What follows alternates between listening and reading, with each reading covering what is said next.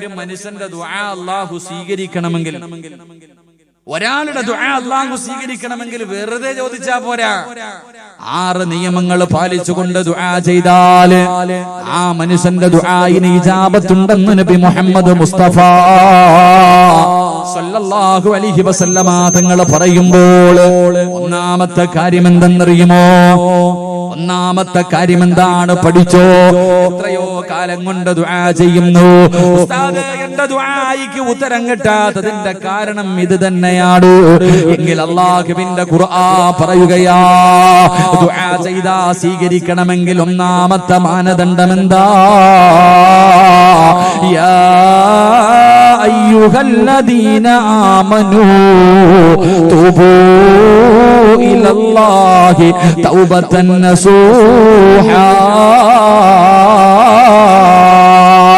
അല്ലാഹുവിന്റെ ഖുർആനാ പറയുന്നത്, ഒരു മനുഷ്യന്റെ തൗബ അല്ലാഹു സ്വീകരിക്കണമെങ്കിൽ, ഒരു മനുഷ്യന്റെ ദുആ അല്ലാഹു സ്വീകരിക്കണമെങ്കിൽ ഒന്നാമത്തെ കാര്യം എന്താ? തൗബതൻ നസൂഹാ. നിന്റെ ദുആയിക്ക് ഇഖ്ലാസ് വേണമെന്ന് അല്ലാഹുവിന്റെ വിശുദ്ധ ഖുർആൻ. വെറുതെ ദുആ ചെയ്താ പോരാ, വെറുതെ കിടന്ന് ദുആ ചെയ്താ പോരാ. ആ ചെയ്യുന്ന ദുആയിൽ ഇഖ്ലാസ് ഉണ്ടാകണം, ഈമാൻ ഉണ്ടാകണം. ഇതറിയില്ല എന്താ? എന്റെ പ്രിയമുള്ളവരെ, ദുആയിക്ക് ഒരു കുറവില്ല. മഹാനായി നബി മുഹമ്മദ് മുസ്തഫ സല്ലല്ലാഹു അലൈഹി വസല്ലമ തങ്ങൾ നോക്കുമ്പോ ഒരു മനുഷ്യൻ ഇരുന്നിട്ട് ദുആ ചെയ്യാ. ദുആ എന്ന് പറഞ്ഞാൽ ചെറിയ ദുആ ഒന്നുമല്ല, വിളിച്ചു കൂവാ അല്ലോ അല്ലോ. കണ്ടിട്ടില്ലേ ചില ദുആ? ചിലരുടെ ദുആ കണ്ട വല്ലാത്ത ദുആ, വിളിച്ചു കൂവിയിട്ട് ദുആ ചെയ്യാ. ഈ വിളിച്ചു കൂവിയിട്ട് ദുആ ചെയ്തവനോട് അള്ളാന്റെ റസൂല് വെച്ച് എന്തെന്നറിയോ? അല്ല ചങ്ങാതി, നീ ആരെയാ വിളിക്കണ? നീ വിളിക്കണ അള്ളാഹിക്ക് ചെവി കേൾക്കൂടാ, കടന്നു കൂവണ്ട. കടന്ന് വിളിച്ചു കൂവിയിട്ട് പൊട്ടി ഇങ്ങനെ കരഞ്ഞു വിളിച്ചോണ്ട് ദുആ ചെയ്യുന്ന ഒരു ചെറുപ്പക്കാരനോട് മുത്തുനബി പറഞ്ഞത്, നീ വിളിക്കണ അല്ലാഹ്ക്ക് ചെവിയും കേൾക്കും കണ്ണും കാണും, അന്ധനൊന്നും അല്ല അല്ലാഹ്. നീ ഇങ്ങനെ കടന്ന് വിളിച്ചു കൂവണ്ട. ഇങ്ങനെ വിളിച്ചു കൂവിയ ഇഖ്ലാസ് നഷ്ടപ്പെട്ടു പോകുമെന്ന് നബി മുഹമ്മദ് മുസ്തഫ സല്ലല്ലാഹു അലൈഹി വസല്ലം. ഇങ്ങനെ കടന്ന് വിളിച്ചു കൂവിയിട്ട് നാട്ടുകാർ മുഴുവനും കേൾക്കണം, അയൽവാസി വരെ കേൾക്കണം, ഇവിടെ വലിയ ദുആയാന്ന്. എന്തോ ഈമാനപ്പോൾ എന്താ ഇഖ്ലാസ? ഇപ്പൊ സദസ്സിൽ തന്നെ ദുആ ചെയ്യും. ചില ആൾക്കാർ നമ്മുടെ കൂടെ വരും. നമ്മൾ ദുആ ചെയ്യുമ്പോ ഓന്റെ പേര് പ്രത്യേകം എടുത്ത് പറയണം, ഇല്ലെങ്കിൽ പറ്റൂല. അവന്റെ പേരെടുത്ത് വെച്ച് ദുആ ചെയ്യണം. അപ്പൊ ഈ ദുആ ചെയ്യണം നമ്മൾ എന്താ? എന്ത് ഇഖ്ലാസ്? ഇവന്റെ പേര് പറഞ്ഞില്ലെങ്കിൽ ഇവൻ എന്തെങ്കിലും വിചാരിക്കുമെന്ന് ഭയന്നിട്ട് അപ്പോഴും ദുആ ചെയ്യുമ്പോ എന്ത് ഇഖ്ലാസ് മനുഷ്യന്മാരെ! എന്റെ പ്രിയപ്പെട്ടവരെ, നമുക്ക് ആർക്കും ഇഖ്ലാസില്ല, ഈമാനില്ല, ചുമ്മാതെ കടന്നിട്ട്. അതുകൊണ്ടാ പറഞ്ഞത്, ഒരുപാട് ശബ്ദം ഉയർത്തിയിട്ടും ദുആ ചെയ്യാൻ പാടില്ല, എന്നാ ശബ്ദം താഴ്ത്തിയിട്ടും മനസ്സിലും ദുആ ചെയ്യാൻ പാടില്ല. എന്നാൽ ഇഖ്ലാസ് പോയി. മനസ്സിന്റെ ഉള്ളിൽ ഇരുന്നിട്ട് അല്ലാഹ് പുറത്ത് ഇങ്ങനെ പറഞ്ഞിട്ട് കാര്യമില്ല, അപ്പോഴും ഇഖ്ലാസ് നഷ്ടപ്പെട്ടു പോകും. അതുകൊണ്ടാ പറഞ്ഞത് രണ്ടിന്റെയും മധ്യമായ രീതിയിൽ. അതുകൊണ്ടാ പ്രവാചകൻ പറഞ്ഞു, നിങ്ങൾ ദുആ ചെയ്യുമ്പോ, ഇന്ന് പള്ളിയിലെ ഖത്തീബ് ഉസ്താദ് അല്ലോ പടച്ചോനെ നരകത്തിൽ നിന്ന് കാക്കണേ അല്ലാ, പാവം പൊറുക്കണേ അല്ലാ, ഉസ്താദ് നെഞ്ചു പൊട്ടിയിട്ടാ ദുആ ചെയ്യണേ. പുറകിരിക്കണവൻ സദ്യ എണ്ണ. പള്ളിയിൽ നിസ്കാരം കഴിഞ്ഞിട്ട് ഉസ്താദ് ദുആ ചെയ്യുമ്പോ സദ്യ തിന്നാനിരിക്കുക, ചമ്മണം കൂട്ടി ഇങ്ങനെ ഇരിക്കുക. എടാ നേരെ ചൊവ്വ കൈ പിടിക്കാൻ സമയമുണ്ടോ? നിങ്ങൾ ആലോചിക്കുക. ഉസ്താദന്മാരൊക്കെ പള്ളിക്കകത്തിരുന്ന് ദുആ ചെയ്യുമ്പോ, സ്വന്തം ബാപ്പ മരിച്ചിട്ട് 3-ന്റെ അന്ന് ദുആ ചെയ്യുമ്പോ എത്ര പേര് ഇങ്ങനെ കൈ പിടിക്കണം? ഇങ്ങനെ ദുആ ചെയ്യുമ്പോ കൈ പിടിക്കണോന്നാ? അള്ളാന്റെ മുന്നിൽ യാചിക്കുന്നവനെ പോലെ ഇങ്ങനെ നിക്കണോന്നാ? നീ നിക്കോ? എങ്ങനെ കൈ? ബിരിയാണി തിന്നായിരിക്കുന്ന പോലെ ഇങ്ങോട്ട് ഇരുന്നിട്ട്. ചിലതൊക്കെ പോയിട്ട് ഫർദ് നിസ്കാരം കഴിഞ്ഞ് സലാം വീട്ടിയെ കൊണ്ടുപോയി ഭിത്തിയുടെ ചാരിയിട്ടിരിക്കുക, കടപ്പുറത്ത് കിടക്കണ പോലെ, എന്ത് ബീച്ചുകളിൽ കിടക്കണ പോലെ കാലും കയ്യും നീട്ടിട്ട് ഒരു കിടപ്പ്, ഒരു ദിക്ർ പറയാൻ. പള്ളിയിൽ ഉസ്താദന്മാര് ദുആ ചെയ്യുമ്പോ നേരെ ഇങ്ങനെ കൈപിടിക്കുന്നവരുണ്ട്, നേരെ അള്ളാന്റെ മുന്നിൽ യാചിക്കുന്നവനെ പോലെ ആത്മാർത്ഥമായിട്ട് ഇങ്ങനെ ഒന്ന് കൈപിടിച്ചിട്ട് ആമീൻ പറയണ എത്ര പേരാ ഉള്ളേ? പള്ളിക്കകത്ത് പടച്ചോനെ ഇമാമ് ദുആ ചെയ്യുമ്പോ ആമീന്റെ ശബ്ദമില്ല, ഇമാമിന് തന്നെ പണ്ടാരവും നിർത്തിയാൽ മതി തോന്നും. കാരണം അതില്ല. എന്നാ വെളിയിലിറങ്ങിയാലോ ഇവന്റെ ശബ്ദം കേൾക്കണ എന്താ ഇല്ലേ? എന്റെ പ്രിയമുള്ള സഹോദരങ്ങളെ, അള്ളാഹുവിന്റെ പ്രവാചകൻ സല്ലല്ലാഹു അലൈഹി വസല്ലമ തങ്ങൾ പറഞ്ഞു, ഇഖ്ലാസ് വേണം. ഇഖ്ലാസ് ഇല്ലാതെ ഒരമലും അല്ലാഹു സ്വീകരിക്കില്ല. നിന്റെ പ്രാർത്ഥന അല്ലാഹു സ്വീകരിക്കില്ല. അതിന് ഒരുപാടൊന്നും ദുആ ചെയ്യണമെന്നൊന്നുമില്ല. നീ ഒരുപാട് കടന്ന് വിളിച്ചു പോയി ദുആ ചെയ്യണമെന്നില്ല. ചോദിക്കുന്നത് ഒരു വാക്കാണെങ്കിലും അതിനകത്ത് ഇഖ്ലാസ് ഉണ്ടെങ്കിൽ അല്ലാഹു സ്വീകരിക്കുമെന്ന് നബി മുഹമ്മദ് മുസ്തഫ സല്ലല്ലാഹു അലൈഹി വസല്ലം. ഒരുപാടൊന്നുമില്ല, നിസ്കരിച്ചിട്ടല്ല, തഹജ്ജുദ് നിസ്കരിച്ചിട്ടല്ല, നോമ്പ് പിടിച്ചിട്ടല്ല, സദക്ക കൊടുത്തിട്ടല്ല, ഖുർആൻ ഓതിയിട്ടല്ല. ഇതൊക്കെ ചെയ്തിട്ട് ദുആ ചെയ്താൽ സ്വീകരിക്കുന്ന ചില സന്ദർഭങ്ങളുണ്ട്. ഇത് വേണ്ട എന്നല്ല. എന്റെ പ്രിയമുള്ളവരെ, അല്ലാതെ ചോദിക്കുന്ന വാക്ക് ഒരേ ഒരു വാക്കാണെങ്കിലും മഹാനായ നബി മുഹമ്മദ് മുസ്തഫ സല്ലല്ലാഹു അലൈഹി വസല്ലമ തങ്ങൾ അല്ലാഹുവിന്റെ പ്രവാചകന്റെ മുന്നിലേക്ക് 60 വയസ്സുള്ള ഒരു പ്രായം ചെന്ന സ്വഹാബിയുണ്ടല്ലോ.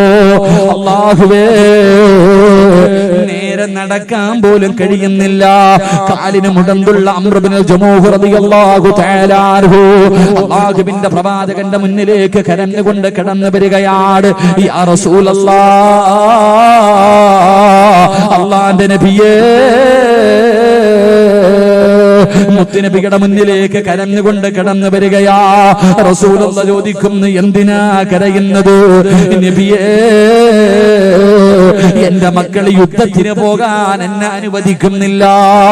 എനിക്ക് യുദ്ധത്തിന് പോകണം നബിയേ. ഉഹദിന്റെ രണാങ്കണത്തിൽ എനിക്ക് കടന്നു പോകണം നബിയേ. അല്ലാഹുവിന്റെ പ്രവാചകൻ അവിടുന്ന് ചോദിച്ചു, നിങ്ങൾക്ക് പ്രായമായില്ലേ? വാപ്പാ 60 വയസ്സുണ്ട്, അത് മാത്രമല്ല വികലാംഗനാണ്. അല്ലാഹുവിന്റെ പ്രവാചകൻ പറഞ്ഞു, നിങ്ങൾക്ക് യുദ്ധം ചെയ്യൽ നിർബന്ധമില്ലല്ലോ. ആ സ്വഹാബി പറഞ്ഞു, ഇല്ല നബിയേ, എനിക്ക് യുദ്ധത്തിന് പോകണം നബിയേ. അവസാനം അല്ലാഹുവിന്റെ പ്രവാചകൻ അവിടുന്ന് യുദ്ധം ചെയ്യാനുള്ള അനുവാദം കൊടുത്തു. 60 വയസ്സുള്ള ആ പ്രായം ചെന്ന് നേരെ നടക്കാൻ കഴിയാത്ത കാലിന് മുടന്തുള്ള സ്വഹാബി ഉഹദിന്റെ രണാങ്കണത്തിലേക്ക് കടക്കുകയാണ്. ഉഹദിന്റെ രണാങ്കണത്തിലേക്ക് കടന്നിട്ട് പടച്ചുറപ്പിന്റെ ദർബാറിലേക്ക് തന്റെ ഇരുകരങ്ങൾ ഉയർത്തുകയാണ്. അല്ലാഹുവിന്റെ മുന്നിലേക്ക് 2 കൈയുമൊന്ന് ഉയർത്തി. എന്നിട്ട് റബ്ബിനോട് ചോദിച്ചത് ഒരേ ഒരു വാക്ക്, ഒരേ ഒരു വാക്കാട്. അല്ലാഹുവിന്റെ മുന്നിലേക്ക് 2 കരങ്ങളും ഉയർത്തിയിട്ട് ദുആ ചെയ്തു, അല്ലാഹുമ്മ റുസ്ഖ്നി ഷഹാദാ. അല്ലാഹുവേ, ഈ ഉഹദിന്റെ രണാങ്കണത്തിൽ നിന്ന് എന്നെ ജീവനോടെ മടക്കല്ലേ അല്ലാ. വാപ്പാ ഒരേ ഒരു വാക്കേ ചോദിച്ചുള്ളൂ. അവിടുന്ന് ജനാസയാ കൊണ്ടുപോയത്. ഉഹദിന്റെ രണാങ്കണത്തിൽ നിന്ന് ജനാസയാ കൊണ്ടുപോയത്. ചോദിച്ചത് ഒരേ ഒരു വാക്ക്, അല്ലാഹുമ്മ റുസ്ഖ്നി ഷഹാദാ. എനിക്ക് ഷഹീദാകാൻ ഭാഗ്യം തരണേ അല്ലാ. ആ ചോദിച്ചതിൽ ഈമാൻ ഉണ്ടായിരുന്നു, ആ ചോദിച്ചതിൽ ആത്മാർത്ഥതയുണ്ടായിരുന്നു, ആ ചോദിച്ചതിൽ ഇഖ്ലാസ് ഉണ്ടായിരുന്നു. അതുകൊണ്ട് ചോദിച്ചതിനുള്ള ഉത്തരം അല്ലാഹു അപ്പം തന്നെ കൊടുത്തു എന്ന് ചരിത്രം പറയുമ്പോ, എന്റെ പ്രിയമുള്ളവരെ, ഞാനും നിങ്ങളും ദുആ ചെയ്യുന്നവരാ. ദുആയ്ക്കൊരു കുറവുമില്ല, പക്ഷേ ഉത്തരം കിട്ടുന്നില്ല. അല്ലാഹുവേ, പടച്ചവനെ, ദുആ ചെയ്യണം ചെറുപ്പക്കാരാ. ഒറ്റയ്ക്കിരുന്ന് ദുആ ചെയ്യണമടാ. വാപ്പയും ഉമ്മയും ഭാര്യയും മക്കളും കൂടപ്പുറപ്പും കുടുംബക്കാരും ഒരുമിച്ചിരുന്ന് ദുആ ചെയ്യണം. ഭാര്യയും ഭർത്താവും ദുആ ചെയ്യണം. വാപ്പയും ഭാര്യയും മക്കളും കൂടെ ദുആ ചെയ്യണം. വാപ്പയും സഹോദരങ്ങളും കൂടെ ദുആ ചെയ്യണം. എന്തിനു കൂട്ടുകാരിരുന്ന് ദുആ ചെയ്യണം? ഇന്ന് ആവശ്യമില്ലാത്ത കാര്യങ്ങൾക്ക് മുഴുവനും കൂട്ടുകാര് നടക്കുമ്പോ, എന്റെ പ്രിയപ്പെട്ട യുവത്വേ, ഉഹദിന്റെ രണാങ്കണത്തിൽ യുദ്ധം നടക്കുന്നതിന്റെ തലേ ദിവസമുണ്ടല്ലോ, പാതിരാത്രി വീടിന്റെ അകത്ത് കിടന്നുറങ്ങുമ്പോ ഒരു കൂട്ടുകാരൻ വീട്ടിലേക്ക് കടന്നു വരികയാണ്. ഒരു സ്വഹാബി തന്റെ കൂട്ടുകാരന്റെ വീട്ടിലേക്ക് കടന്നതല്ലോ. കിടന്നുറങ്ങുന്നവനെ പാതിരാത്രി വിളിച്ചിറക്കുകയാണ്. കള്ളു കുടിക്കാനായിരുന്നില്ലോ, വ്യഭിചരിക്കാനായിരുന്നില്ലോ, മോനെ ഏതെങ്കിലും വൃത്തികേടുകൾ ചെയ്യാനായിരുന്നില്ല. വീടിന്റെ അകത്ത് കിടക്കുന്ന കൂട്ടുകാരനെ വിളിച്ചിറക്കി. 2 പേരും കൂടെ ഉളുവെടുത്തു, 2 റക്അത്ത് നമസ്കരിച്ചു. എന്നിട്ട് പാതിരാത്രി പടച്ചറപ്പിന്റെ ദർബാറിലേക്ക് ഇരുകരങ്ങൾ ഉയർത്തിയിട്ട് അവിടുന്ന് 2 പേരും കൂടെ നിസ്കാരപ്പായിലിരുന്നു. എന്നിട്ട് പറയുന്നു, കൂട്ടുകാരാ, ഞാൻ അല്ലാഹുവോട് ദുആ ചെയ്യാൻ പോകുകയാണ്. ഞാൻ അല്ലാഹുവോട് ദുആ ചെയ്യാൻ പോകുകയാ. നീ എന്നെ സ്നേഹിക്കുന്നത് ആത്മാർത്ഥമായിട്ടാണെങ്കിൽ നീ ഇഖ്ലാസോട് കൂടി ആമീൻ പറയടൂ. എന്നിട്ട് ആ കൂട്ടുകാരൻ അല്ലാഹുവോട് ദുആ ചെയ്യുകയാ, അല്ലാഹുവേ നാളെ യുദ്ധക്കളത്തിലേക്ക് കടന്നു ചെല്ലുമ്പോ എന്നെക്കാളും ആരോഗ്യമുള്ള ഒരു യോദ്ധാവിനെ എനിക്ക് എതിരായി തരണേ അല്ലാ. അവൻ എന്റെ കൈവെട്ടി മുറിക്കണേ അല്ലാ, എന്റെ കാല് വെട്ടി മുറിക്കണേ അല്ലാ, എന്റെ ചെവി മുറിച്ചു മാറ്റണേ അല്ലാ, എന്നെ ജീവനോടെ മടക്കല്ലേ അല്ലാ. രണ്ടുപേരും കൂടെ രാത്രി ഇരുന്ന് ദുആ ചെയ്ത് കെട്ടിപ്പിടിച്ച് സലാം പറഞ്ഞ് പിരിയുകയാണ്. അവസാന മുഹദിന്റെ രണാങ്കണത്തിൽ യുദ്ധം കഴിഞ്ഞു. പടച്ചവനെ, സഅദ് ഇബ്നു അബീ വഖാസ് റളിയല്ലാഹു തആല അൻഹു ഓടുകയാണ്. എന്തിനാ ഓടുന്നതെന്നറിയുമോ? യുദ്ധക്കളത്തിലൂടെ എന്തോ തിരഞ്ഞു നടക്കുകയാണ്. എന്തിനാണ് ഓടുന്നതെന്നറിയോ? സുബ്ഹാനല്ലാഹ്, ഇന്നലെ രാത്രി തന്റെ കൂട്ടുകാരൻ അല്ലാഹുവിനോട് ദുആ ചെയ്തല്ലോ, ആ ദുആ അല്ലാഹു സ്വീകരിച്ചോ എന്നറിയാനാ. ചെന്ന് നോക്കുമ്പോ മരണത്തോട് മല്ലടിച്ച് കൊണ്ട് കിടക്കുകയാണ്. അവിടത്തെ കാല് മുറിച്ചിട്ടുണ്ട്, അവിടത്തെ കൈവെട്ടി മുറിച്ചിട്ടുണ്ട്, അവിടത്തെ ചെവി മുറിച്ചു മാറ്റിയിട്ടുണ്ട്. എന്റെ പ്രിയമുള്ള സഹോദരാ, അല്ലാഹു നമ്മുടെ ദുആ സ്വീകരിച്ചല്ലോ എന്ന് പറഞ്ഞു എന്ന് ചരിത്രം പറയുമ്പോൾ എന്റെ പ്രിയമുള്ളവരോട് പറയുകയാ, വെറുതെ കരഞ്ഞാ പോരാ, വെറുതെ ചോദിച്ചാ പോരാ. അല്ലാഹുവാണ് പറയുന്നത്, തൂബൂ ഇലല്ലാഹി തൗബതൻ നസൂഹാ. ഇഖ്ലാസോടുകൂടി നീ അല്ലാഹുവിനോട് തൗബ ചെയ്യൂ. വമാ ഉമിറൂ ഇല്ലാ ലിയഅ്ബുദുല്ലാഹ മുഖ്ലിസീൻ. എല്ലാ ഇബാദത്തുകളും അല്ലാഹു സ്വീകരിക്കണമെങ്കിൽ ഇഖ്ലാസ് വേണമെന്നാ മുത്തുനബി പറയുന്നുണ്ട്. ദുആ എന്ന് പറഞ്ഞാൽ ഇബാദത്താണ്, ദുആ എന്ന് പറഞ്ഞാൽ ഇബാദത്താണ്. അതുകൊണ്ട് നിങ്ങളുടെ പ്രാർത്ഥന അല്ലാഹു സ്വീകരിക്കണോ? അത് കഅബാലയത്തിന്റെ കില്ല പിടിച്ചിട്ടാകട്ടെ, ഹജറുൽ അസ്വദിന്റെ ചുംബിച്ചിട്ടാകട്ടെ, അല്ലാഹുവേ മഖാം ഇബ്രാഹിമിന്റെ മുന്നിലാകട്ടെ, ഹിജ്ർ ഇസ്മായിലിന്റെ അകത്താകട്ടെ, സ്വർണ്ണപ്പാത്തിയുടെ താഴെയാകട്ടെ, സംസം വെള്ളം കുടിച്ചിട്ടാകട്ടെ, സഫയിലും മർവയിലുമാകട്ടെ, പുണ്യനബിയുടെ റൗള ശരീഫിന്റെ മുറ്റത്താകട്ടെ, മഹാന്മാരുടെ ഖബറിന്റെ മുന്നിലാകട്ടെ, മജ്ലിസുൻ നൂർ നടത്തിയിട്ടാകട്ടെ, സലാത്ത് പറഞ്ഞിട്ടാകട്ടെ, എപ്പോഴെവിടെ വെച്ചാണെങ്കിലും നിന്റെ പ്രാർത്ഥന അല്ലാഹു സ്വീകരിക്കണമെങ്കിൽ ഒന്ന് ഇഖ്ലാസ് വേണമെന്ന് ആദരവായ പ്രവാചകൻ നബി മുഹമ്മദ് മുസ്തഫ എവിടെ വെച്ചാണ് ദുആ ചെയ്യുന്നതെങ്കിലും ആ ദുആയിക്ക് ഇജാബത്ത് ഉണ്ടാകണമെങ്കിൽ ഒന്ന് ഇഖ്ലാസ് ഉണ്ടാകണം. അല്ലാഹു ഇഖ്ലാസ് എനിക്ക് നിങ്ങൾക്ക് നൽകി അനുഗ്രഹിക്കുമാറാകട്ടെ. ഇഖ്ലാസ് എന്താ നമുക്കറിയില്ല. അതുകൊണ്ട് മഹാന്മാര് ചരിത്രത്തിൽ കാണാം, ജനങ്ങളെല്ലാവരും കൂടെ ഒരു മരത്തിനെ ആരാധിക്കുന്നത് കണ്ടപ്പോൾ ഒരു ഈമാനുള്ള മനുഷ്യന് സഹിക്കാൻ കഴിയാതെ ശിർക്ക് ചെയ്യുന്നത് കണ്ടപ്പോൾ മരം മുറിക്കാൻ പോയത്രേ. മരം മുറിക്കാൻ വേണ്ടി നടന്നു പോകുമ്പോ ഇബ്ലീസ് ഒരു മനുഷ്യന്റെ രൂപത്തിൽ വന്നിട്ട് ഇയാളെ തടഞ്ഞു. രണ്ടുപേരും കൂടെ യുദ്ധം തുടങ്ങി. അവസാനം ഈ മനുഷ്യൻ ഇബ്ലീസിനെ തോൽപ്പിച്ചു കളഞ്ഞു യുദ്ധത്തിൽ. അപ്പൊ ജനങ്ങളെല്ലാവരും ഓടി രക്ഷപ്പെട്ടു. അവസാനം മരം മുറിച്ചില്ല. ഈ മനുഷ്യൻ വീട്ടിലേക്ക് വന്നു. പിറ്റേ ദിവസവും ജനങ്ങൾ ആരാധിക്കുന്നത് കണ്ടപ്പോ രണ്ടാമതും യുദ്ധത്തിന് പോയി. അപ്പോഴും ഇബ്ലീസിനെ പരാജയപ്പെടുത്തി. ഇബ്ലീസിനെ പരാജയപ്പെടുത്തി. മൂന്നാമത്തെ ദിവസവും ഈ മനുഷ്യൻ മരം മുറിക്കാൻ പോകുമ്പോ ഇബ്ലീസിന് കാര്യം മനസ്സിലായി. ഇവനെ ഇനി പിടിച്ചു നിർത്താൻ പറ്റൂല. ഇബ്ലീസ് പറഞ്ഞു, ഈ മരം നീ മുറിച്ച് കളയാതെ ഇരുന്നാൽ എല്ലാ ദിവസവും രാവിലെ നീ ഉറക്കത്തിൽ നിന്ന് എഴുന്നേക്കുമ്പോ നിന്റെ തലകണയുടെ അടിയിൽ ഒരു സ്വർണ്ണ നാണയം ഞാൻ തരാം, കൊണ്ടുവെക്കാം. ഈ മനുഷ്യൻ തിരിച്ചു വീട്ടിലേക്ക് പോയി. പിറ്റേ ദിവസം രാവിലെ എഴുന്നേറ്റ് നോക്കിയപ്പോ സ്വർണ്ണ നാണയം കിട്ടി. രണ്ടാമത്തെ ദിവസം നോക്കിയപ്പോഴും സ്വർണ്ണ നാണയം കിട്ടി. മൂന്നാമത്തെ ദിവസം നോക്കുമ്പോ സ്വർണ്ണ നാണയം ഇല്ല. ഉടനെ വാളും എടുത്തിട്ട് മരം മുറിക്കാൻ പോയി. മരം മുറിക്കാൻ പോകുമ്പോ ചിരിക്കുന്ന മുഖത്തോടെ ഇബ്ലീസ് നിൽക്കുന്നുണ്ട്. രണ്ടുപേരും കൂടെ യുദ്ധം തുടങ്ങി. ഒറ്റ അടിക്ക് ഇബ്ലീസ് അടിച്ചു തറയിലിട്ടു. അപ്പൊ ഈ മനുഷ്യൻ ചിന്തിച്ചു, അല്ലാ, 2 പ്രാവശ്യം ഞാൻ ഇവനെ പരാജയപ്പെടുത്തി, മൂന്നാമത്തെ പ്രാവശ്യം ഒറ്റ നിമിഷങ്ങൾക്കുള്ളിൽ ഇവൻ എന്നെ പരാജയപ്പെടുത്തി. അപ്പൊ ഇബ്ലീസ് പറഞ്ഞു, എടാ ഇനി നീ എത്ര യുദ്ധം ചെയ്താലും ജയിക്കൂല. കാരണം നീ ആദ്യം 2 പ്രാവശ്യം മരം മുറിക്കാൻ വന്നത് ഇഖ്ലാസോട് കൂടിയായിരുന്നു, അള്ളാന്റെ തൃപ്തി കരുതിയിട്ട്. ഇപ്പൊ വന്നത് പൈസ കിട്ടാത്ത എന്റെ വാശിയില്ല, നിന്നെ കൊണ്ട് പറ്റൂല.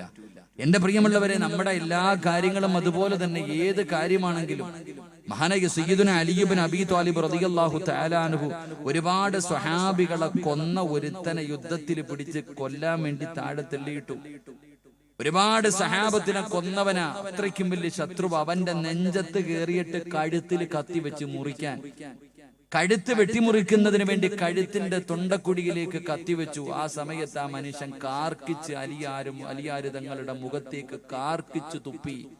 അലിയാര് തങ്ങൾ കരഞ്ഞുകൊണ്ട് എഴുന്നേറ്റ് പോയി, അവനെ കൊന്നില്ല. സഹാബികൾ ചോദിച്ചു, എന്തേ അലിയെ? അലിയാര് തങ്ങൾ പറഞ്ഞു, ഞാൻ അവനെ കൊല്ലാൻ നോക്കുമ്പോൾ അവൻ എന്റെ മുഖത്തേക്ക് കാർക്കിച്ച് തുപ്പിയപ്പോ എനിക്ക് അവനോട് അല്പം ദേഷ്യം തോന്നി.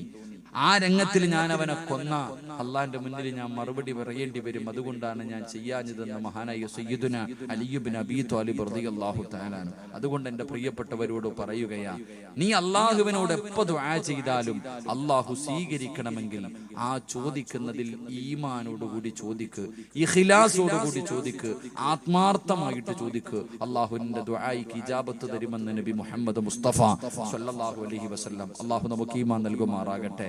2 ഞാൻ വിശദീകരിക്കുന്നില്ല. 2 ഒരാളുടെ പ്രാർത്ഥന അല്ലാഹു സ്വീകരിക്കണമെങ്കിൽ അല്ലാഹുവിന്റെ പ്രവാചകൻ അവിടെന്ന് പറയുന്നു, വസ്തഗ്ഫിറൂ റബ്ബക്കും ഇന്നഹു കാന ഗഫാറാ. അല്ലാഹുവിന്റെ പ്രവാചകൻ അവിടെന്ന് പറയുകയാണ്, രണ്ടാമത്തെ കാര്യം എന്തെന്നറിയുമോ? നീ ഇസ്തിഗ്ഫാർ അധികരിപ്പിക്കണേ എന്ന് നബി മുഹമ്മദ് മുസ്തഫ സല്ലല്ലാഹു അലൈഹി വസല്ലമ തങ്ങൾ പറയുകയാണ്. ഇസ്തിഗ്ഫാറുകൾ നീ അധികമായിട്ട് പറയണേ. അസ്തഗ്ഫിറുല്ലാഹൽ അലീം, അസ്തഗ്ഫിറുല്ലാഹൽ അലീം. നമ്മളെല്ലാവരും ഈ ദിക്ർ പറയുന്നവരാ.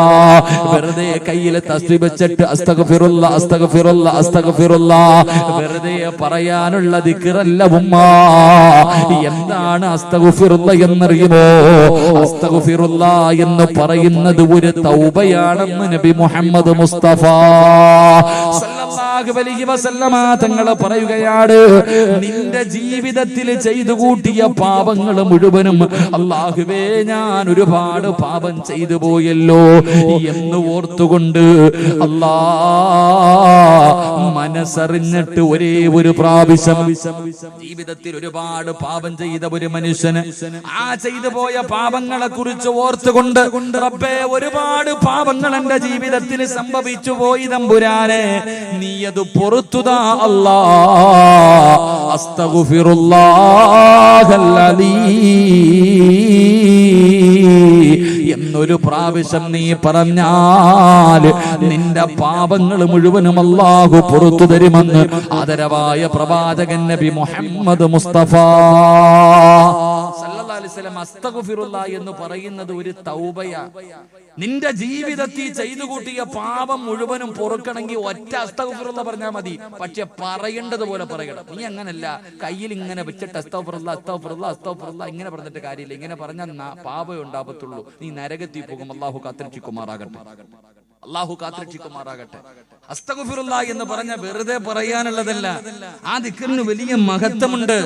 മഹാനായ നബി മുഹമ്മദ് മുസ്തഫ സല്ലല്ലാഹു അലൈഹി വസല്ലമ തങ്ങൾ അനസ് റളിയല്ലാഹു തആല അൻഹു പറയുന്നുണ്ട്, ഒരിക്കൽ അല്ലാഹുവിന്റെ പ്രവാചകൻ അവിടെന്ന് പറഞ്ഞു, സ്വഹാബാ അസ്തഗ്ഫിറുല്ലാ പറ സ്വഹാബാ. അല്ലാഹുവിന്റെ പ്രവാചകൻ പറഞ്ഞു അസ്തഗ്ഫിറുല്ലാ പറയാറ്. എന്നിട്ട് പ്രവാചകൻ പറഞ്ഞു 70 പ്രാവശ്യം എണ്ണിപ്പറ സഹാബാ. റസൂലുള്ളാഹി സ്വല്ലല്ലാഹു അലൈഹി വസല്ലം തങ്ങൾ സ്വഹാബത്തിനോട് പറഞ്ഞു അസ്തഗ്ഫിറുല്ലാ പറയാൻ. എത്ര പ്രാവശ്യം? 70 പ്രാവശ്യം. 70 പ്രാവശ്യം എണ്ണിപ്പറ സഹാബ.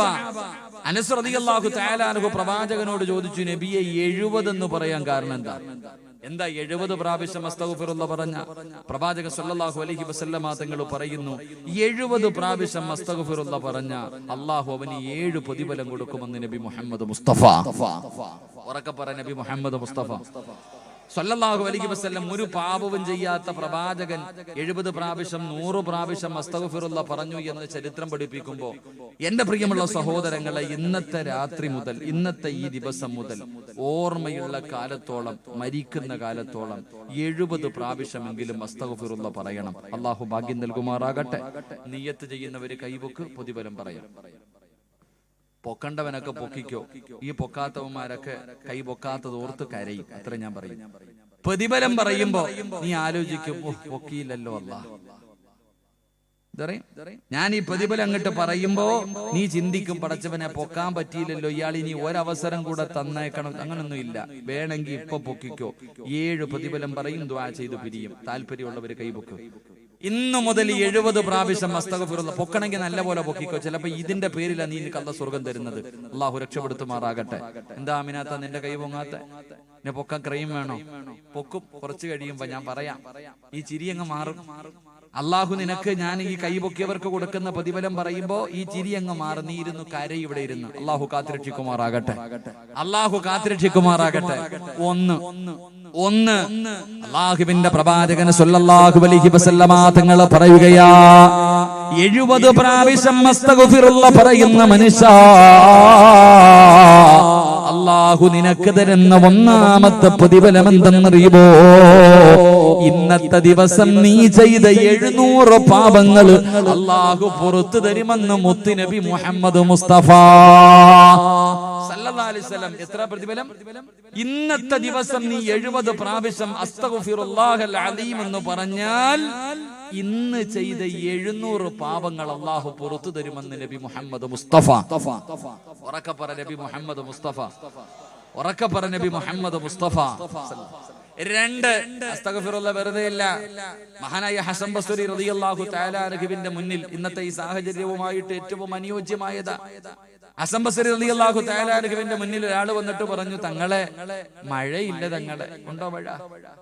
മഴയുണ്ടോ? ഇവിടെ നല്ല ആൾക്കാരുള്ളത് കൊണ്ടാന്ന് തോന്നുന്നു മഴ പെയ്യാത്ത. എന്നാ അവിടെ മഴ പെയ്തു. ഇവിടെ നിന്നൊരു 3-4 കിലോമീറ്റർ അപ്പുറത്ത് 7 മണി അങ്ങോട്ട് കഴിഞ്ഞപ്പോ നല്ല ഒരു മഴ പെയ്തു. ഇവിടെ മഴത്തുള്ളി പോലും വീണിട്ടില്ല. ഹസൻ ബസ്രി റളിയല്ലാഹു തആല അൻഹുവിന്റെ മുന്നിൽ ഒരാൾ വന്നിട്ട് പറഞ്ഞു, തങ്ങളെ മഴയില്ല, തങ്ങളെ വെള്ളമില്ല, തങ്ങളെ ഒന്ന് ദുആ ചെയ്യ്, എന്തെങ്കിലും ഒരു വഴി പറഞ്ഞതാ. ഹസൻ ബസ്രി തങ്ങൾ പറഞ്ഞു, മഴ വേണോ, വെള്ളം വേണോ? അസ്തഗ്ഫിറുല്ലാഹ് പറ, അസ്തഗ്ഫിറുല്ലാഹ് പറ. രണ്ടാമതൊരാള് വന്നിട്ട് പറഞ്ഞു, തങ്ങളെ മക്കളില്ല, തങ്ങളെ കല്യാണം കഴിഞ്ഞ് ഒരുപാട് കാലമായി, തങ്ങളെ മക്കളില്ല, എന്തെങ്കിലും ഒരു വഴി. അസ്തഗ്ഫിറുല്ലാഹ് പറഞ്ഞു. മൂന്നാമത്തെ മനുഷ്യൻ വന്നിട്ട് പറയുന്നു, തങ്ങളെ കച്ചവടമൊക്കെ ആകെ നഷ്ടത്തില്ല, വലിയ പ്രയാസത്തില്ല, തങ്ങളെ എന്തെങ്കിലും ഒരു വഴി. അസ്തഗ്ഫിറുല്ലാഹ് പറഞ്ഞു. 3 പേരോടും ഒരേ മറുപടി. ശിഷ്യൻ ചോദിച്ചു, ഉസ്താദെ എന്തേ 3 പേർക്കും ഒരേ മറുപടി തന്നെ? ഇപ്പൊ ഉദാഹരണം പറഞ്ഞ ഗവൺമെന്റ് ആശുപത്രി പോയാലേ, ഗവൺമെന്റ് ഹോസ്പിറ്റലിൽ പോകുമ്പോ ഇപ്പൊ പനിയാണെങ്കിലും വയറുവേദനയാണെങ്കിലും തലവേദനയാണെങ്കിലും നെഞ്ചുവേദനയാണെങ്കിലും ടാബ്ലറ്റ് വാങ്ങാൻ പോകുമ്പോ അവിടെ ഇരിക്കുന്നവന്റെ മുന്നിൽ ഒരു ബോക്സ് ഉണ്ട്. അതിനകത്തുനിന്ന് ഒരു 4 എണ്ണം എല്ലാവർക്കും തരും. അതെന്താന്നറിയില്ല, എല്ലാവർക്കും തരും. അല്ലെങ്കിൽ ഒന്ന് പരിശോധിച്ച് നോക്കിയാൽ മതി. അള്ളാഹു ഈമാൻ നൽകുമാറാകട്ടെ. അതപ്പോ ചില ബിരുദന്മാരെ, ഞാൻ പണ്ട് എന്റെ 2 സുഹൃത്തുക്കളുമായിട്ട് ഗവൺമെന്റ് ആശുപത്രിയിൽ പോയി. ഗവൺമെന്റ് ആശുപത്രി പോകുമ്പോ ഈ 1 രൂപ കൊടുക്കണം പേരെഴുതുന്നതിന്. ഇവിടെ ഉണ്ടോ? അപ്പൊ ഇങ്ങനെ ആണുങ്ങളും പെണ്ണുങ്ങളൊക്കെ വരിയായി നിൽക്കാം. അപ്പൊ നമ്മൾ സ്കൂളിൽ പഠിക്കുന്ന സമയത്തായതുകൊണ്ട് അറിയില്ല. പെട്ടെന്ന് പോയിട്ട് തിരിച്ചു വരാൻ വേണ്ടി കയറി ചെന്നപ്പോ അവിടെ ഒരു ചേച്ചിയായിരിക്കണം, ഇത്തിരി പ്രായമുള്ള. ആ ചേച്ചി പറഞ്ഞു, നിനക്ക് കണ്ണ് കാണത്തില്ലയോ, ഇവിടെ ഇത്രയും പേര് നിരന്നിക്കുന്നുണ്ടല്ലോ. അത്രയും പേരുടെ മുന്നിൽ വെച്ചിട്ട് ആ ചേച്ചി വഴക്കു പറഞ്ഞു. അതങ്ങോട്ട് പെട്ടെന്ന് സഹിക്കാൻ പറ്റിയില്ല. അവസാനം പോയി വരിയായിട്ട് നിന്നു. എന്റെ മുന്നിൽ 2 പേര് നിൽക്കുന്നു, ഞാൻ 3ാമത്തെ ആളാ. അങ്ങനെ അവസാനം പേര് എഴുതാൻ ചെന്നപ്പോ ഈ ചേച്ചി ഇവനോട് ചോദിച്ചു, നിന്റെ പേരെന്താണ്? 1 രൂപ വെച്ചിട്ട് വെച്ച് എന്താ പേരെന്ന്. ഇവൻ പറഞ്ഞു, മുഹമ്മദ് അസറായിൽ എന്ന്. ആ പാവപ്പെട്ട ചേച്ചിക്ക് എഴുതാൻ അറിയാവോ? സത്യത്തിൽ അവന്റെ പേര് നിഹാസ് എന്ന്. അവൻ എന്ത് പറഞ്ഞു? മുഹമ്മദ് അസറായിൽ എന്ന്. ഈ ചേച്ചി വെടി കൊണ്ടതുപോലെ ഇരിക്കാം. എന്താ പേര്? മുഹമ്മദ് അസറായിൽ. ഇവൻ പറയാ, എഴുതാൻ അറിയത്തില്ലെങ്കിൽ ഞാൻ എഴുതാം എന്ന് പേടിച്ചിട്ട് ഇവൻ എഴുതിയിട്ട് അങ്ങോട്ട് മാറി. രണ്ടാമത്തവനോട് വെച്ച്, നിന്റെ പേരെന്താ? മുഹമ്മദ് ഇദ്രീസ് ഷാഫി എന്ന് പറഞ്ഞ ചില ബിരുദന്മാർ അങ്ങനെയുണ്ട്. അല്ലാഹു അലം. അല്ലാഹു നമ്മുടെ അതിലൊരാൾ മരണപ്പെട്ടു പോയി. അല്ലാഹുവിന്റെ ഖബറിടം അല്ലാഹു വിശാലമാക്കി കൊടുക്കുമാറാകട്ടെ.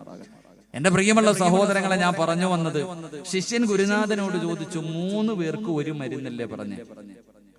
മക്കളില്ലാത്ത പറഞ്ഞവനും മഴയില്ല എന്ന് പറഞ്ഞവനും കച്ചവടം നഷ്ടമായി എന്ന് പറഞ്ഞവരും 3 പേർക്കും ഒരേ ഒരു മരുന്ന്. മഹാനായ ഹസൻ ബസ്രി റളിയല്ലാഹു തആല അൻഹു അവിടെന്ന് പറഞ്ഞു കൊടുത്തു, മോനെ ഞാൻ പറഞ്ഞതല്ല, ഞാനല്ല ഇത് പറഞ്ഞത്.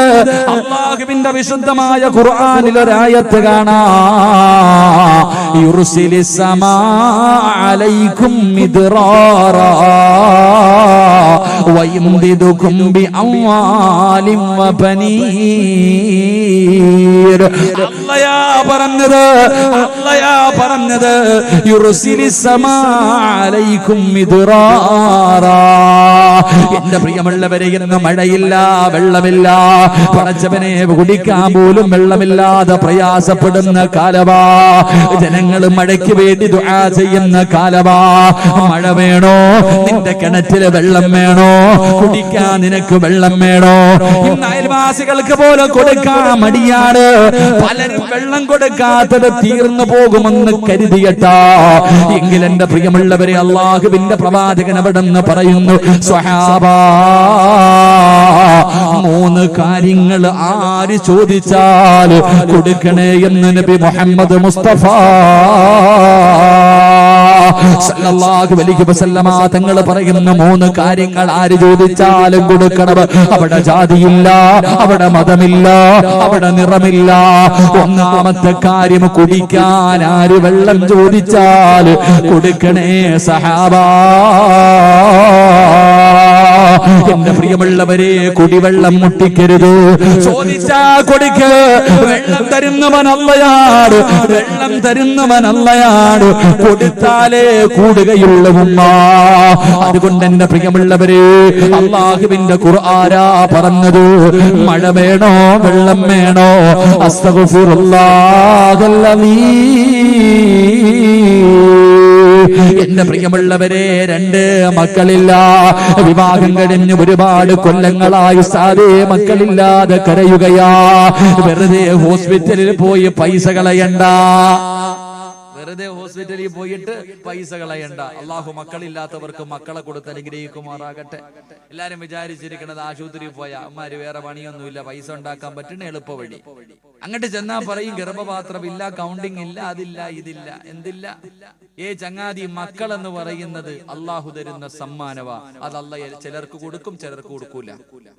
മഹാനായി നബി മുഹമ്മദ് മുസ്തഫ മഹാനായി നബി മുഹമ്മദ് മുസ്തഫ സ്വല്ലല്ലാഹു അലൈഹി വസല്ലമ തങ്ങൾ ആയിഷ ബീബി റളിയല്ലാഹു തആല അൻഹ 2 പേർക്കും മക്കളില്ലായിരുന്നു. എന്ത് കൗണ്ടിങ് പറഞ്ഞുകൊണ്ട്?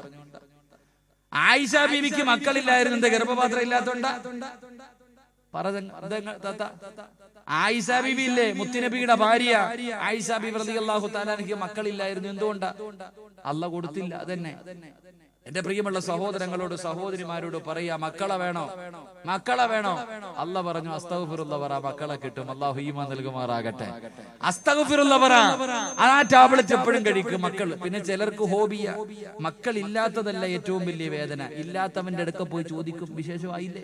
കടയിൽ നിന്ന് വാങ്ങണ സാധനമല്ലേ? ചിലർക്കത് രസമാന്നേ, പോയിട്ട് ചോദിക്കും, വിശേഷമായില്ലേ, വിശേഷമായില്ലേ. അല്ലാഹു അലം. ഒരു കാര്യം ഞാൻ പറഞ്ഞേക്കാം, ആ പാവപ്പെട്ടവന്റെ ശാപം കിട്ടും നിനക്ക്. മക്കളില്ല എന്നറിയാം, എന്നാലും അവരുടെ മുന്നിൽ പോയിട്ട് ഈ കുത്തി കുത്തി നോവിക്കുന്നൊരു വേദന, അത് വല്ലാത്തതാ. അല്ലാഹു ഈമാൻ നൽകി അനുഗ്രഹിക്കുമാറാകട്ടെ. അതിലുപരിയായിട്ടൊരു നീ ഒരു ദിക്ർ പറഞ്ഞുകൊടു. മക്കളില്ലാത്തവർക്ക് മക്കളെ കിട്ടാനൊരു ദിക്റുണ്ട്, അത് പറ. അള്ളാഹു നിനക്ക് തരാൻ ഉദ്ദേശിച്ചിട്ടില്ലെങ്കിലും തരുമെന്ന് നബി മുഹമ്മദ് മുസ്തഫ. അതിലും ഭേദം മക്കളില്ലാത്തവരെ കാണുമ്പോ നീ പറ, മക്കളെ വേണോ? 2 വഴി. ഒന്ന്, അസ്തഗ്ഫിറുല്ലാഹ് പറയണം. 2ാമത് പറയണം, ഒരു ടാബ്ലറ്റ് കൂടെ പറഞ്ഞു കൊടുക്കണം. 2ാമത് ചെയ്യേണ്ട കാര്യം, ഒരു ദിക്ർ പറഞ്ഞു കൊടുക്കണം. അള്ളാഹു ഈമാൻ നൽകി അനുഗ്രഹിക്കുമാറാകട്ടെ. ഇൻഷാ അല്ലാഹ് പറഞ്ഞു കൊടുക്കോ? അതോ കളിയാക്കോ? പറഞ്ഞു കൊടുക്കോ, കളിയാക്കോ? ഞാനൊരു ദിക്ർ പറഞ്ഞു തരാം, മക്കളില്ലാത്ത പാവപ്പെട്ടവർക്ക് പറഞ്ഞു കൊടുക്കോ? പറ ചങ്ങാതിമാരെ, ഇൻഷാ അല്ലാഹ് പറ.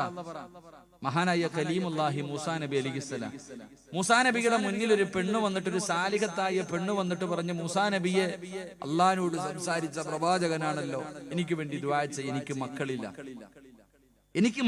ദുആ ചെയ്യണം. മൂസാ നബി അള്ളാഹുവിനോട് ദുആ ചെയ്തു, അല്ലാഹ് ഈ പെണ്ണിന് നീ മക്കളെ കൊടുക്കണേ അല്ലാഹ്. അല്ലാഹ് പറഞ്ഞു, അവള് പ്രസവിക്കൂല. അല്ലാഹ് പറഞ്ഞ മറുപടി, വെറുതെ ദുആ ചെയ്യണ്ട, അവള് പ്രസവിക്കൂല. ഈ പ്രസവിക്കാത്ത പെണ്ണുങ്ങൾക്ക് എന്താ പറയാ? നിങ്ങളുടെ നാട്ടിൽ എന്തൊരു അങ്ങനെ തന്നെ അവള് പ്രസവിക്കാത്ത പെണ്ണ. മൂസാ നബി പിന്നെയും ദുആ ചെയ്തു, അല്ലാഹ് ഇല്ല പ്രസവിക്കൂല.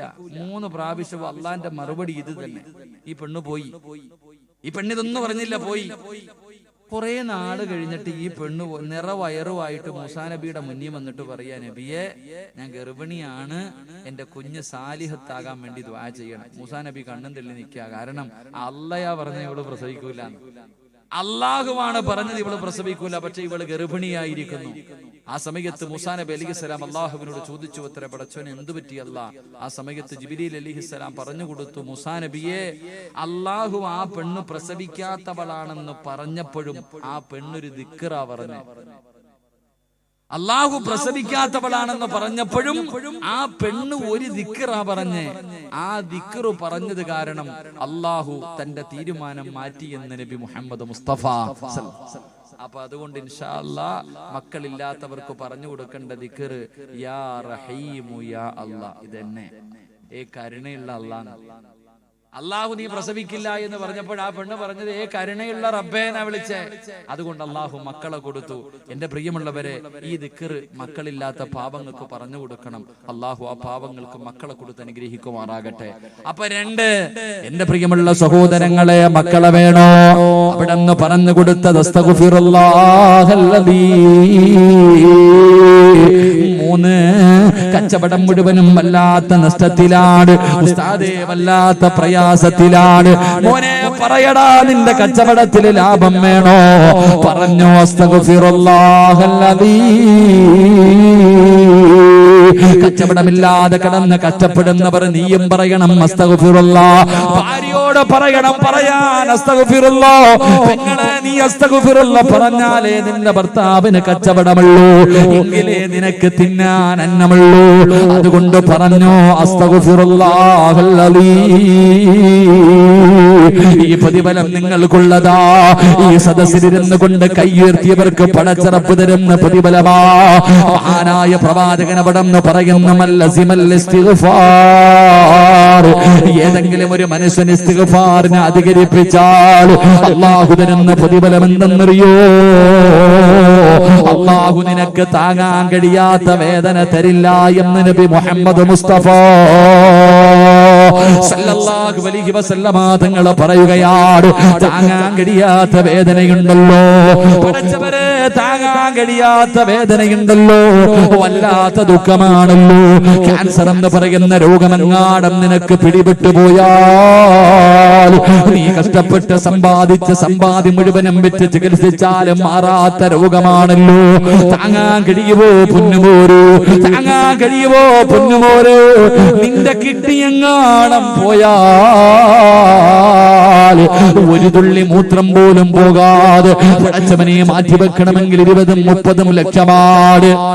ഈ കിഡ്നി തകർന്നു പോയിട്ട് വീടിന്റെ അകത്ത് കിടന്ന് വെള്ളം കുടിക്കാൻ കഴിയാതെ, ശ്വാസം മുട്ടികെട്ടൊന്ന് നേരെ കിടക്കാൻ കഴിയാതെ വീടിന്റെ അകത്ത് കിടന്ന് നരകിക്കേണ്ട അവസ്ഥ വന്നാൽ എന്ത് ചെയ്യും ചെറുപ്പക്കാരാ? നീ നൊന്ത് പ്രസവിച്ച നിന്റെ പൊന്നാര മക്കളുണ്ടല്ലോ, മാരക രോഗം പിടിച്ചിട്ട് ക്യാൻസർ പിടിച്ചിട്ട് വീടിന്റെ അകത്ത് കിടന്നിട്ട് വാപ്പാ എനിക്ക് വേദനിക്കുന്നു വാപ്പാ, എന്നെ കൊണ്ട് സഹിക്കാൻ കഴിയുന്നില്ല വാപ്പാ എന്ന് പറഞ്ഞുകൊണ്ട് പൊന്നാര മക്കള് വീടിന്റെ അകത്ത് കിടന്ന് കരയുന്നൊരവസ്ഥ കണ്ടാ താങ്ങാൻ കഴിയുമോ പെങ്ങള്?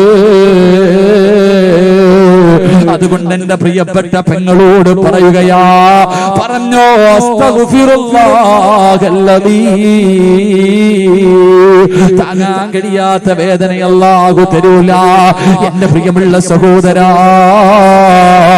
2 അസ്തഗ്ഫിറുല്ലാഹ് പറഞ്ഞാൽ മുത്തുനബി പറയുകയാണ്, ജീവിതത്തിൽ അല്ലാഹു നിന്നെ ഒറ്റപ്പെടുത്തൂല. ചില സമയങ്ങളിൽ പടച്ചവരെ ചിന്തിച്ചു പോകുമങ്ങ് മരിച്ചാ മതിയായിരുന്നു അല്ലാ. ആത്മഹത്യ ചെയ്യാ തോന്നുന്ന ചില സമയങ്ങളുണ്ട്, എല്ലാവരുമുണ്ട്. എങ്കിലാരുമില്ലാത്ത ചില സന്ദർഭങ്ങൾ എന്റെയും നിങ്ങളുടെയും ജീവിതത്തിൽ കടന്നു വന്നാൽ പടച്ചവരെ, എന്റെ പ്രിയപ്പെട്ട ചെറുപ്പക്കാരാ,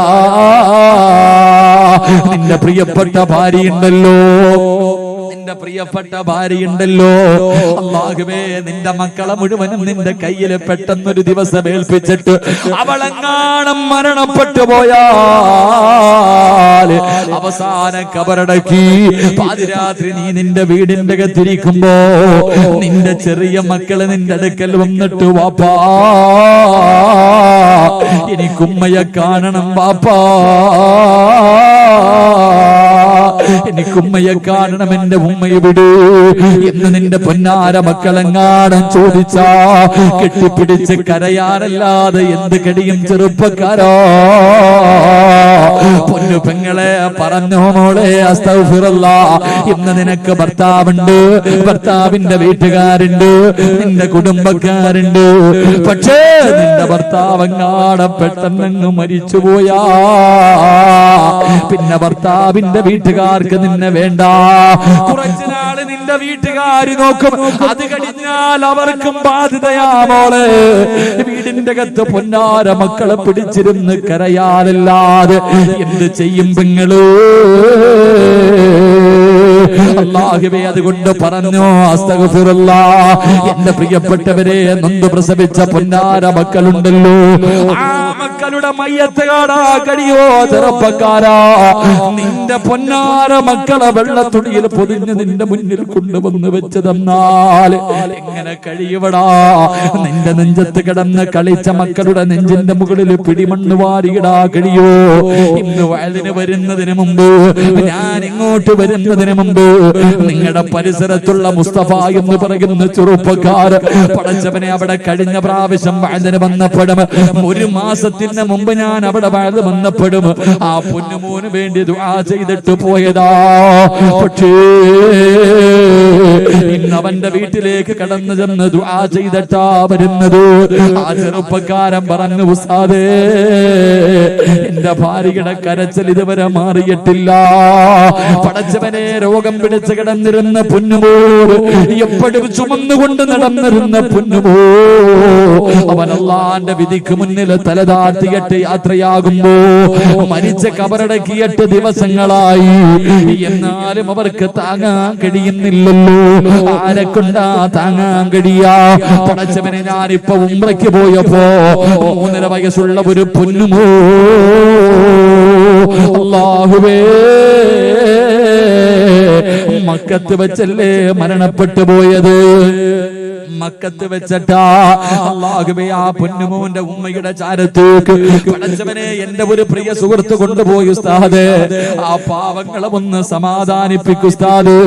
എന്തു പറഞ്ഞിട്ടാണെന്നറിയില്ല. അല്ലാഹുവേ അതിനു മുമ്പുള്ള 2 മക്കളും മരണപ്പെട്ടു. അല്ലാഹു കൊടുത്ത 3 എണ്ണവും മരിച്ചുപോയി.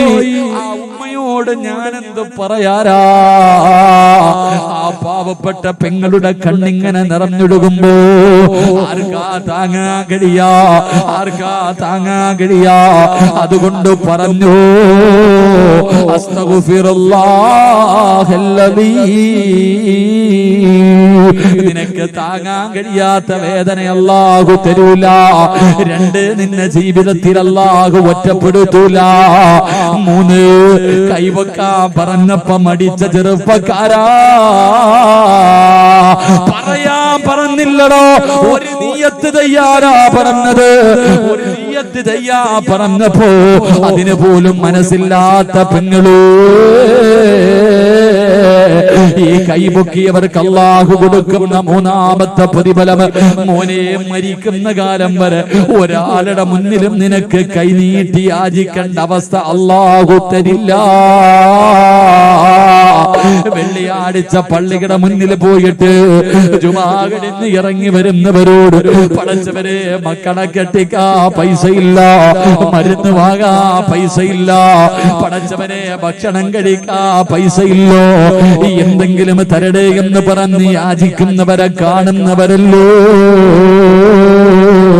നിന്റെ വീടിന്റെ മുന്നിൽ എത്രയോ പാവങ്ങള് വരുന്നുണ്ട്.